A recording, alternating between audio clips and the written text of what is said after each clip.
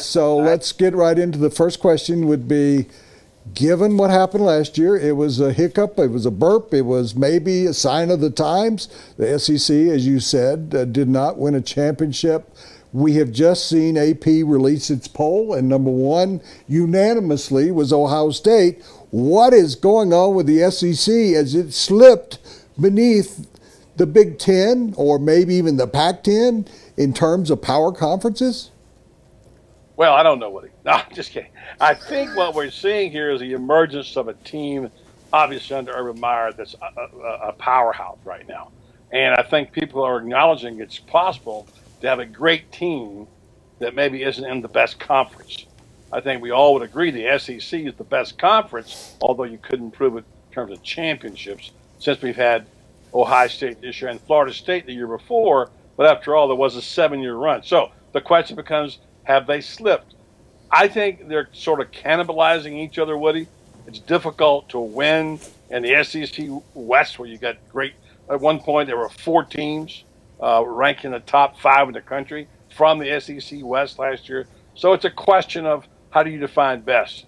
I think there's no question about it. There are other players, other teams, and other conferences, and the SEC needs to step it up this year to prove it is maybe not dominant, but certainly right on level with anybody else. Well, buddy, if not the best conference, the best paid conference, that's for sure, right? Is there a coach in that conference that makes less than $4 million a year? I think McElwain does. Is he the only one? He's right at it. I think Jim McElwain, I believe, he might be right at 4.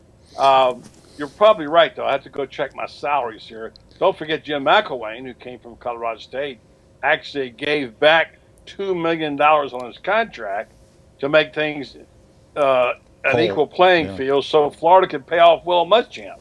So he's got skin in the game, as they say. McElwain gave him back $2 million of his contract. So, no, they're very well paid without question, certainly.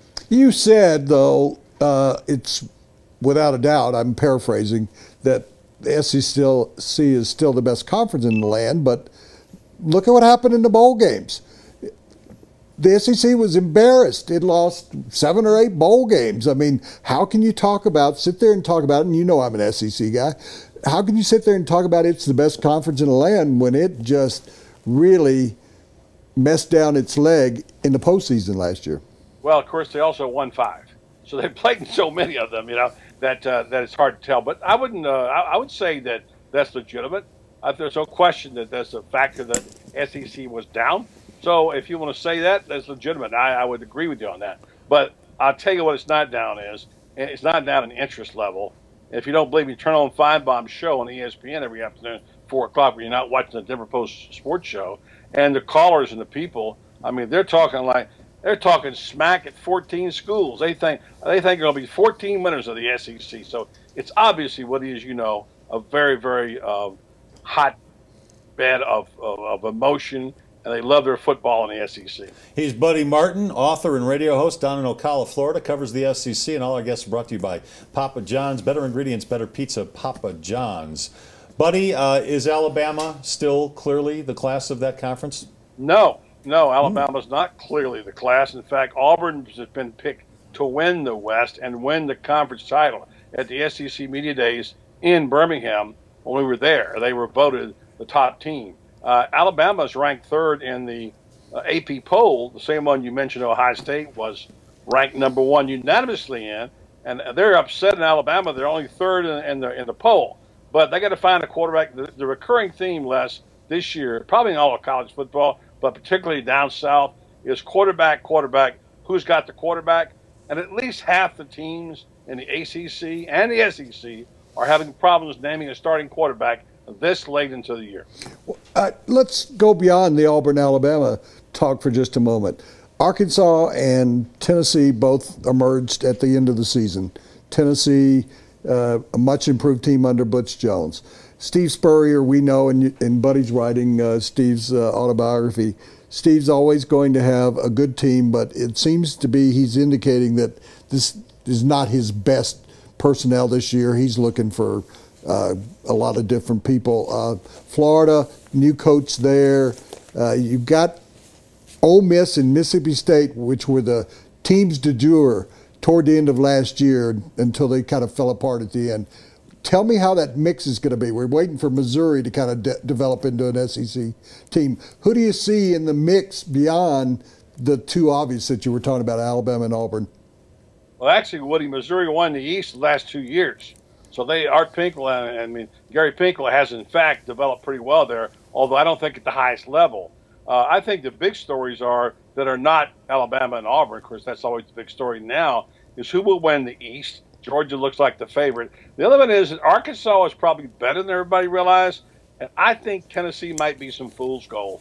I'm not buying in. Everybody's going bonkers about Tennessee. I think they might win the East. I love Joshua Dobbs, the quarterback. I like their team. Butch Jones has done a great recruiting job, but they just don't have the depth, in my opinion, to win more than 8 or 9 games, and I don't think that'll win the East. So there's a renaissance in Knoxville, but they're not Alabama.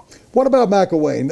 Everybody here in Colorado is familiar with him and what he did, how much he accomplished at Colorado State. How long is it going to take for Florida to get back on track? Probably a couple years.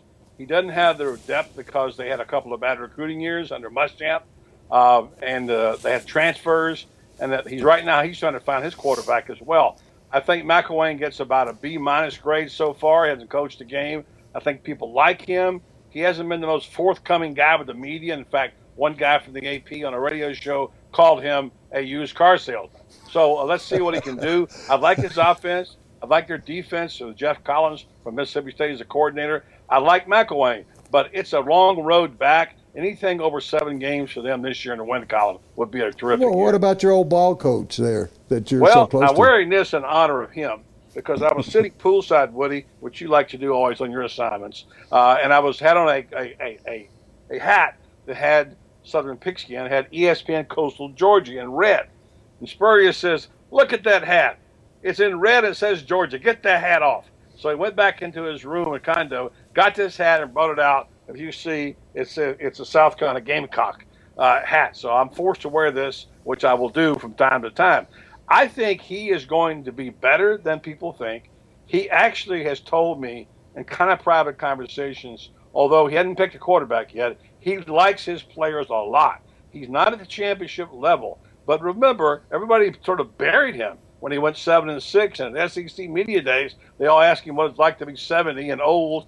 He fired back at him a couple of days later saying, "Hey, don't forget, the other people 70 years old and older have done well, and we're coming out. This is the last time we're discussing my age, and we're going to talk about our football team." He's fired up. He likes his team. I think he's got a chance to win 8 or 9 games and surprise a lot of people there. And don't forget, before last year, he won 11 games, 3 years in a row. Buddy, besides South Carolina, is there a sleeper team in the SEC that at some point in the season could pop up and take a bite out of an Alabama or an Auburn or a South Carolina or a Tennessee? That's a great question, Les, and I've been trying to figure that out. I kind of thought maybe LSU might be that team. Nobody's talking about them all of a sudden. I think they've got a quarterback issue. They get that resolved. Jennings, I don't know if he's going to be the starter or not. Texas A&M is a team a lot of people are talking about. They've named their quarterback now their starter. And Allen, of course, Sumlin likes to throw the ball around a lot. That's a tough league, though. He may lose the opening game against Arizona State. So it's a tough league. So right now, if I picked a sleeper team, it might be South Carolina. It might be. Not to win a championship, but I think they have a shot to surprise people. And in the West, I don't know. I just don't know. Unless it's Texas A&M, I'm not sure. Arkansas no longer can be a sleeper. Everybody's on Arkansas. So that would be my pick, Les. Right. We touched upon Texas A&M. They got a freshman quarterback. He may not start at the beginning of the season, but he has already been compared in high school and when he got to the campus as the next Johnny Manziel. Tell me what you know about him. The good Johnny or the bad Johnny? The good Johnny. Okay. But what are 4 or 5 names of SEC players that'll be in the talk for the Heisman Trophy or in the talk for top 5 in the draft next year? Well, one of them is not going to be in the draft, but he is definitely going. Not a quarterback, but the guy you can write down for sure is Nick Chubb, the tailback at Georgia. This guy, I don't want to say the word Herschel-like, but he is in that genre of a running back, a tremendous running back. I expect to gain well over 1,000 yards. I think Georgia will run the ball a lot. Another guy at LSU is Fournette, the running back out there who they think is top draw out. I also like him. The guy that gets obviously a lot of play is going to be Dak Prescott in Mississippi State. He's a guy that's in the top 5 right now. He's the Tebow-like quarterback. But get this, in most polls, Mississippi State, who's not a bad team, has the best prospect of a quarterback in terms of the Heisman. Dak Prescott is picked last in the West. Last. So that and young Joshua Dobbs, the quarterback at Tennessee, also a player getting a lot of run. So I don't know about yet whether or not the quarterback at A&M is going to step up. But Brady Allen's the guy out there. They like him. He was named starter yesterday. Hey, buddy, when you have the best quarterback in the league, or one of the best, you usually pick near the top of the league. So how bad is Mississippi State around Dak Prescott? I don't think they're bad at all. It's just the league they play in. Who are you going to pick? Who are you going to pick them to beat? Are they going to beat LSU? Are they going to beat Mississippi, one of the better defensive teams in the country? Are they going to beat Auburn? Are they going to beat Alabama? Are they going to beat Texas A&M? I mean, where do you go from there? There's just no room at the end for these guys. They're not a bad team. They could be maybe the 3rd or 4th best team in the East, but they may finish last in the West. And do you think it's possible that the SEC, there's all the talk about the playoffs, obviously, could the SEC end up with 2 teams in the final championship draw? Well, we used to talk about that a lot last couple of years. Right now, they got to get 1 in. I think that's the start. I think if this is the year because of the lack of quarterbacks, I say no, not likely. Too many other teams. Look, there's some good players in the Big 12. You guys know that, obviously. And there's some good players in the Pac-12. And there's good players in the Big 10. Urban Meyer's got a bunch of them. Okay, So, give me your Final Four then. Today, in August. okay. Give me your Final Four. Well, obviously, Ohio State was one. I'm going to put Auburn in there. I'm going to surprise you. I'm going to put Baylor in there. And then I'm going to probably put in USC. I know they got their problems with the Sarkisian, but they have got a lot of talent and been awfully quiet lately.